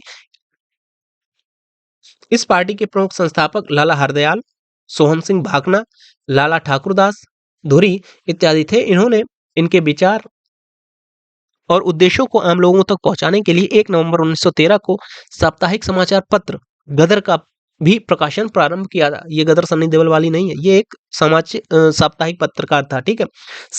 साप्ताहिक पत्र था, ठीक? समाचार पत्र। अगला क्वेश्चन, पहला भारतीय बजट 1952 में प्रस्तुत किया था, तो ये किया था सीडी देशमुख साहब ने। और अगर बात की जाए सबसे ज्यादा बार अगर बजट पेश करने का जो रिकॉर्ड है, वो किसके नाम पे है? सबसे ज्यादा बार अगर बजट पेश किया जा करने का जो वो है, कमेंट करके बताओ, मेरे तो माइंड से स्लिप हो गया। बाकी अगर बात की जाए ये 1952, चूंकि 1950 में भारत में संविधान लागू हो चुका था, ठीक है? तो कुल मिला के 1949 में लागू हो गया, 1952 में पूर्णतः लागू हो गया था। तो 1952 में चुनी हुई सरकार आई थी, उसके बाद में बजट प्रस्तुत प्रस्तुत किया गया था। लेकिन अगर सीधा-सीधा क्वेश्चन आता है कि भारत का जो स्वतंत्र भारत का पहला बजट, सिंपल सी बात है, हमारा संविधान या जो सरकारें चुन के आई थी, वो तो 1952 में च चुन के आई थी। लेकिन 1947 में तो हमारा भारत आज़ाद हो चुका था। तो 1947 में क्या कोई बजट-वजट नहीं आया था? तो जो 1947 में एक बजट आया था, वो स्वतंत्र भारत का पहला बजट था और वो जो प्रस्तुत किया था, वो किया था आर के शनमुखम शेट्टी साहब ने, ठीक है? प्र ये नीचे लिखा भी है, 26 नवंबर 1947 को आर के शनमुखम शेट्टी द्वारा पहला भारतीय व्यक्ति थे, इन्होंने बजट प्रस्तुत किया था। लेकिन आम चुनाव जो कि 1951 में हुए थे, उसके बाद में जो पहला बजट था, वो 1952 में हुआ था, जो कि सीडी देशमुख ने प्रस्तुत किया था, ठीक है? पंडित नेहरू जी प्रधानमंत्री थे, तो ये तो बजट प्रस्तुत करते नहीं है, ठीक है? बाकी अगला क्वेश्चन, दक्षिण अफ्रीका के किस वर्ष गांधी जी वापस आए? तो गांधी जी 1915 में वापस आए थे। महात्मा गांधी ने दक्षिण अफ्रीका से 9 जनवरी 1915 को वापस आए थे। इनकी स्मृति में प्रत्येक वर्ष 7 से 9 जनवरी तक प्रवासी भारतीय दिवस मनाया जाता है। अंग्रेज और अगला क्वेश्चन, रविंद्रनाथ टैगोर द्वारा लिखित गीतांजलि किसका संग्रह है? गीतांजलि की अगर बात की जाए, ये बेसिकली कविताओं का संग्रह है गीतांजलि, ठीक है? 1913 में गीतांजलि के लिए रविन्द्रनाथ ठाकुर जी को नोबेल पुरस्कार, यही यही वो पुस्तक है बेसिकली गीतांजलि, और इसी के लिए रविन्द्रनाथ ठाकुर जी को नोबेल पुरस्कार मिला था, ठीक है? ध्यान रखेंगे। अगला क्वेश्चन, करो या मरो का नारा किस आंदोलन में दिया गया था? ये बेसिकली दिया गया था भारत छोड़ो आंदोलन। लास्ट में आते-आते गांधी जी बुजुर्ग हो चुके थे। गांधी जी ने सोचा कि यार अब तो डू एंड डाई वाली कंडीशन है, तो उन्होंने पहले तो भारत छोड़ो आंदोलन शुरू किया कि अंग्रेजों भारत छोड़ो, पर उस पे भी अगर इनको लगा कि नहीं यार अब नहीं भाग रहे अंग्रेज, फिर इन्होंने भारत के लोगों को एक तरीके से स्लोगन दे दिया, या भारत के लोगों को मतलब सांकेतिक भाषा में बोला था, डू और डाई, या तो अब तुम अपने एंड पे कर लो जो करना है तुम्हें, मतलब चाहे अहिंसा करो या कुछ भी करो एक तरीके से।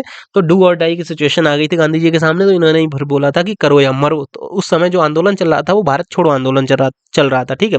करो या मरो का नारा गांधी जी ने भारत छोड़ो आंदोलन के समय दिया था। कांग्रेस के ऐतिहासिक सम्मेलन में 8 अगस्त 8 अगस्त 1942 को गांधी जी ने लगभग 70 मिनट का भाषण दिया, और इसके संबोधन में इन्होंने कहा था कि मैं आपको करो या मरो का नारा देता हूं, जिसका अर्थ था भारत की जनता देश की आजादी के लिए हर ढंग का प्रयास करे, यानी कि सांकेतिक तौर पर महात्मा गांधी ने बोला था अब आपको हिंसा करनी है, हिंसा करो, जिस तरीके से जहां भी अंग्रेज मिले मारो, है ना?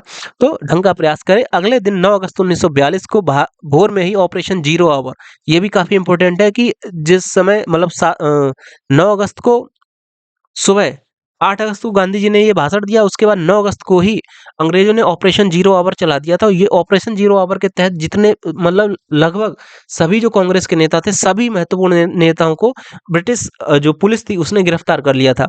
और अब भारत छोड़ो आंदोलन का एक केंद्रीय नेतृत्व नहीं बल्कि एक जन आंदोलन के रूप में पूरे भारत में शुरू हो गया था, जिसमें हर भारत जाति वर्ग के व्यक्ति शामिल थे, ठीक है? तो कुल मिला के सीधा-सीधा क्वेश्चन सीधा आएगा कि ऑपरेशन जीरो आवर किससे संबंधित है? ये बेसिकली करो या मरो जो मतलब जो ऑपरेशन भारत छोड़ो आंदोलन चल रहा था, उस समय महात्मा गांधी जी ने करो या मरो का नारा दिया था।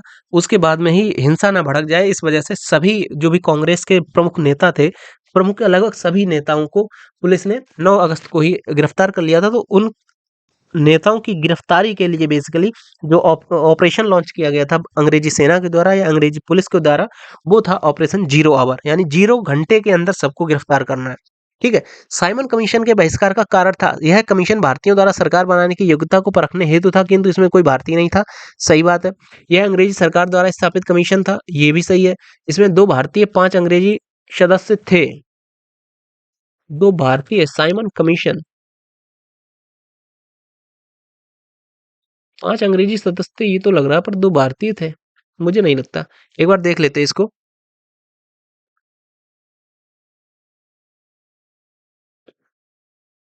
इसमें सिर्फ ए ऑप्शन ठीक रहेगा आपका। साइमन कमीशन की नियुक्ति ब्रिटिश प्रधानमंत्री सर जॉन साइमन के नेतृत्व में की गई थी। ये कमीशन में 7 सदस्य थे, जो कि सभी ब्रिटेन के संसद से मनोनीत थे। इसी कारण इसको श्वेत कमीशन कहा जाता है। इस कमीशन में किसी भी भारतीय को शामिल नहीं किया गया था, जिस कारण यह बहुत तीव्र विरोध इसका हुआ था। ठीक है, इंडिया विंस फ्रीडम, मैंने पहले ही आपको बता, India wins freedom, Maulana Abul Kalam Azad. वहीं मैंने आपको जवाहरलाल नेहरू जी की एक पुस्तक बताई थी, उसको कमेंट करके बताइए। आज ही अभी ऊपर मैंने सेक्शन में आपको बता के आया हूं मैं आपको। ठीक है, और अबुल कलाम आजाद जो थे ये भारत के पहले शिक्षा मंत्री थे और इन्होंने सन 1912 में अल हिलाल नामक उर्दू अखबार का भी प्रकाशन किया था। आगे चलते हैं, कौन प्रथम यूरोपीय था जिसने भारत में समुद्री मार्ग खोजा? तो यूरोपी पुर्तगाली थे। ठीक है, ये दक्षिण अफ्रीका में एक जगह पड़ती है, केप ऑफ गुड होप, वहां से होते हुए ये सीधा केरल के कालीकट तट पे पहुंचा था।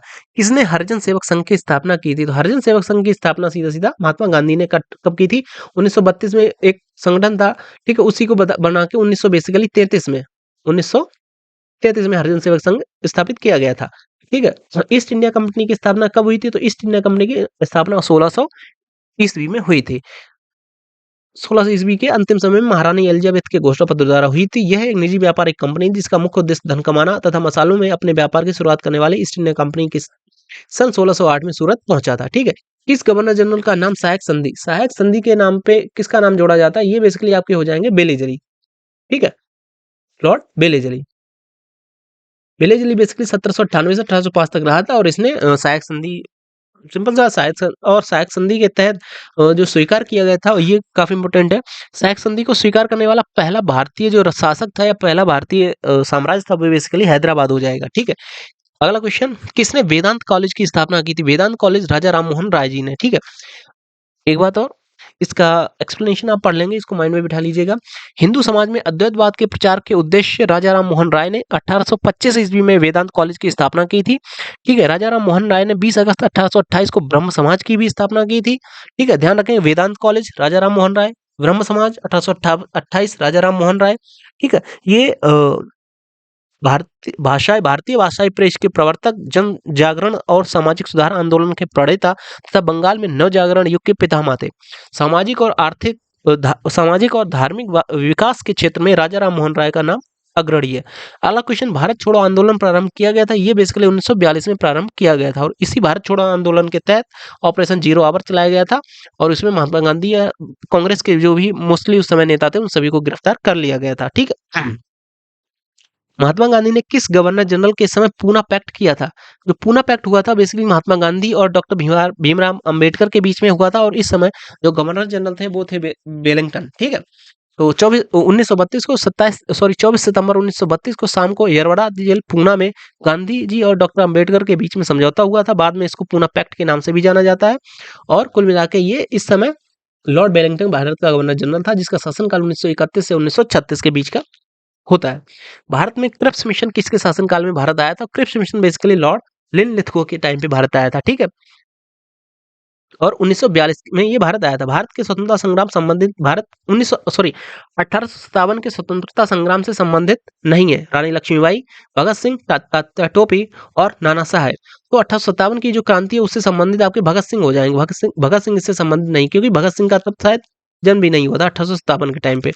आगे चलते हैं, ये देखिए इनका जो जन्म ही हुआ था 1907 को हुआ था भगत सिंह जी का। ठीक है, 28 सितंबर 1907 को इनका जन्म हुआ था और 23 मार्च 1931 को इनकी मृत्यु हो गई थी। ठीक है, और 1857 की जो क्रांति था उस समय रानी लक्ष्मीबाई जो कि ग्वालियर कहाँ से, रानी लक्ष्मीबाई झांसी से संबंधित थी।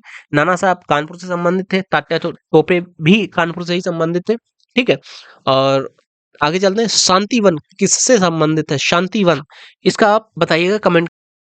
शांतिवन किससे संबंधित है? ये बेसिकली महात्मा गांधी, इंदिरा गांधी, चौधरी चरण सिंह या जवाहरलाल नेहरू। शांतिवन बेसिकली आपका जवाहरलाल नेहरू से हो जाएगा। इसको आप इस तरीके से ध्यान रखें कि जिस समय मतलब 1962 में चाइना ने अटैक कर दिया था उसके बावजूद भी नेहरू जी प्रधानमंत्री थे। फिर नेहरू जी बोले नहीं, शांति रखो, शांति रखो, शांति रखो, तो इनकी जो स्मारक है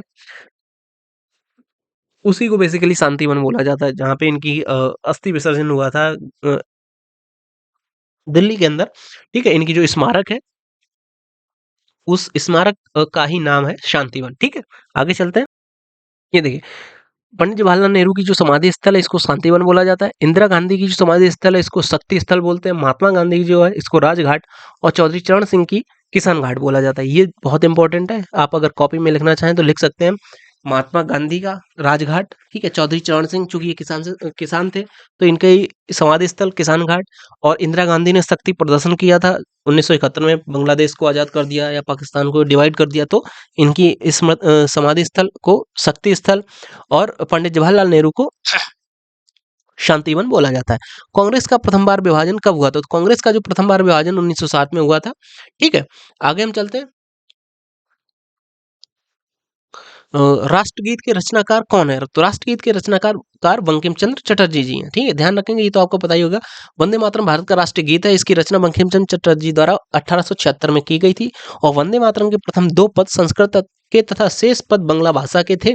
और राष्ट्रकवि रविन्द्रनाथ टैगोर ने इस गीत को स्वरबद्ध किया था तथा पहली बार 1896 में कांग्रेस के कलकत्ता अधिवेशन में यह गीत गाया गया था। अरविंदो घोष ने इस गीत का अंग्रेजी में तथा आरिफ मोहम्मद खान ने इसका उर्दू में अनुवाद किया था। इसे राष्ट्रीय गीत के तौर पर 24 जनवरी 1950 को स्वीकार किया गया था। ठीक है, क्लियर। आगे चलते हैं, अगला क्वेश्चन है हमारा, ब्रिटिश सरकार के विरुद्ध भारत में बंबई में सेना में विद्रोह कब हुआ था? ये बेसिकली 1946 में हुआ था। ये नौसेना में विद्रोह हुआ था। ब्रिटिश सरकार के विरुद्ध भारत में बंबई में सेना के विद्रोह 18 फरवरी 1940 को हुआ था। इस विद्रोह को जल सेना का विद्रोह या बंबई विद्रोह के नाम से जाना जाता है। बेसिकली जो यहाँ पे एक शिप था, उस शिप पे जो सैनिक थे उन्होंने विद्रोह कर दिया था। और जो भी उस पे अधिकारी थे वो बेसिकली सारे अंग्रेज अधिकारी थे। और उनको इन्होंने मार मार के अधमरा कर दिया था, वहीं पे बंधक बना लिया था। बाद में जब ये बात आई तो अंग्रेजी सेना ने आदेश दिया था कि इस शिप को ही पूरा मतलब डुबो दिया जाए। उस पे मतलब उससे फायर करके उस शिप को ही डुबो दिया जाए। उस पे कई भारतीय क्रूज थे जो कि इंडियन नेवी के थे। लेकिन बाद में फिर महात्मा गांधी जी के पास बात आती है। फिर महात्मा गांधी जी सरदार वल्लभ भाई पटेल जी को और पंडित जवाहरलाल नेहरू जी को शायद भेजते हैं। और फिर उनको बोलते हैं कि नहीं यार ये गलत बात है, इस तरीके से नहीं। फिर उनको सरेंडर करने को बोलते हैं। कुल मिला के ये वो स्टोरी है। तो बम्बई में सेना का जो विद्रोह हुआ था वो बेसिकली 1940 में हुआ था। ठीक है, और ये भारतीय नौसेना का विद्रोह था। अगला क्वेश्चन है, बनारस हिंदू विश्वविद्यालय के संस्थापक कौन है? तो बनारस हिंदू विश्वविद्यालय के संस्थापक हो जाएंगे पंडित मदन मोहन मालवीय जी। ठीक है, इन्होंने भारत के जो अन्य अन्य राज्यों में घूम के भारत की जो देसी रियासतें थी उनसे चंदा एकत्रित किया और उस चंदे से इन्होंने बनारस में बनारस हिंदू विश्वविद्यालय खोला था। और इस चंदे में या कह सकते हैं कि इस राशि में सबसे ज्यादा अगर राशि की बात की जाए तो जो राजस्थान के जो शासक थे उनमें सबसे टॉप पे शायद नाम आता है, जो उस समय तत्कालीन जो मारवाड़ रियासत थी वहाँ के राजा थे शायद, उन्होंने और जोधपुर, मारवाड़ और जोधपुर के राजाओं ने सबसे ज्यादा इसमें पैसे डोनेट किए थे। ठीक है, आगे चलते हैं। हालांकि इसमें कई मोस्टली सभी राजाओं ने ही पैसे दिए थे, पर जो सबसे ज्यादा जो डोनेशन का जो अमाउंट था वो मारवाड़ और जोधपुर की जो रियासतें थी उन्होंने किया था। अगला क्वेश्चन, किस साल में भारत में विश्वविद्यालय शिक्षा समस्या का अध्ययन करने के लिए सैडलर आयोग की नियुक्ति की गई? तो ये मैं पिछले वीडियो में भी ये सेम क्वेश्चन आया था।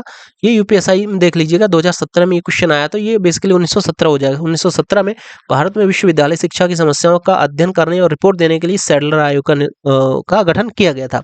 अगला क्वेश्चन 280, जय जवान जय किसान का नारा किस ने दिया था? तो जय जवान जय किसान का नारा आपका लाल बहादुर शास्त्री जी हो जाएंगे। ठीक है, जो कि बाद में चल के भारत के प्रधानमंत्री भी बनते हैं। और बाद में 1900 कब, 1966 में कुल मिला के उनके इनके समय पे 1965 में भारत और पाकिस्तान का युद्ध होता है। और बाद में जब भारत पाकिस्तान युद्ध समाप्त हो जाता है, ठीक है, भारत लाहौर तक कब्जा कर लेता है, तो फिर कई बाहरी कंट्री या मान सकते हैं आप अमेरिका है, रसिया, ये आके इस युद्ध को युद्ध विराम की घोषणा करवाते हैं और भारत और पाकिस्तान के बीच में एक तरीके से संधि करते हैं। तो वो जो संधि होती है वो उज्बेकिस्तान के जो ताशकंद नामक स्थान है वहाँ पे जाके उसको साइन करना होता है। और वहीं पे जाके रहस्यमय तरीके से मतलब जब वो ट्रीटी पे साइन हो जाता है उसके बाद में उस ताशकंद नामक जगह पे लाल बहादुर शास्त्री जी की मतलब कह सकते हैं कि रहस्यमय तरीके से मृत्यु हो जाती है। बाद में पता चल मतलब कई रिपोर्ट में आता है कि इनकी मृत्यु जो है वो हार्ट अटैक की वजह से हुई है, पर उसकी आधिकारिक पुष्टि नहीं होती है एक्चुअली। ठीक है, इनको बाद में भारत रत्न से भी सम्मानित किया गया। इसके बारे में देख लेते हैं। इस कार्यकाल 1964 से 1966 ईस्वी तक रहा था और इनकी मृत्यु इनके कार्यकाल के दौरान ही हो गई थी। इसमें 1966 में इनको मरणोपरांत भारत के सर्वोच्च सम्मान भारत रत्न से सम्मानित किया गया था। और पंडित नेहरू द्वारा दिया गया नारा आराम हराम है, ये पंडित नेहरू जी का नारा है। ठीक, कुल मिला के जय जवान जय किसान ये लाल बहादुर शास्त्री जी का नारा है। आगे चलते हैं, नीचे दिए गए वाक्य में रिक्त स्थान के लिए उपयुक्त शब्द चुनें। स्वतंत्रता संग्राम में गांधी जी ने कई बार डॉट डॉट डॉट अनशन किए थे, तो गांधी जी ने कई बार आमरण अनशन किए थे। ठीक है। अगला क्वेश्चन, भारत में थियोसॉफिकल सोसाइटी से कौन संबद्ध रहा है? तो थियोसॉफिकल सोसाइटी से एनी बेसेंट जी कनेक्टेड रही हैं। जो थियोसॉफिकल सोसाइटी है उसका संबंध एनी बेसेंट जी से ही है। ठीक है। तो यहाँ तक हमारे इतिहास के जो मोस्ट इंपोर्टेंट क्वेश्चन थे वो हो गए। अभी हमारे क्वेश्चंस बचे बचे हैं भारतीय संस्कृति से संबंधित। ठीक है, यानी कि भारतीय संस्कृति जो ये भी इतिहास का ही हिस्सा है, तो इससे संबंधित क्वेश्चन बचे हैं, तो हम आज यहाँ तक ही रखते हैं। लगभग ये भी आपके लगभग 60-70 क्वेश्चंस अभी और बचे हैं जो कि भारतीय संस्कृति से संबंधित है, तो हम अगले वीडियो में इसको कवर करेंगे। ठीक है। आई होप आपको वीडियो पसंद आया होगा। अगर आपने अभी तक हमारे चैनल को सब्सक्राइब नहीं किया तो हमारे चैनल को सब्सक्राइब कर लीजिएगा। हमारा दूसरा चैनल एक और है, उसको भी आप सब्सक्राइब कर लीजिएगा, नॉलेज अफेयर्स के नाम से। ठीक है। तो उसको भी आप सब्सक्राइब कर लीजिएगा। बाकी अपने जो दोस्त हैं, अपने मित्र हैं, अपने छोटे भाई-बहन हैं, उन सभी के साथ में ये वीडियो शेयर करें, उनको समझाएँ, उनको बताएँ कि भाई पढ़ना बहुत आवश्यक है, जीवन में आगे बढ़ने के लिए आपके लिए पढ़ाई बहुत अत्यंत आवश्यक है और समय जिस तरीके से बदल रहा है, ठीक है? तो कुल मिला के आई होप आपको हमारा प्रयास अच्छा लगा होगा। तो मिलते हैं आपसे नए वीडियो में, तब तक के लिए आज्ञा दीजिए। बाय-बाय, जय हिंद, वंदे मातरम, इंकलाब जिंदाबाद।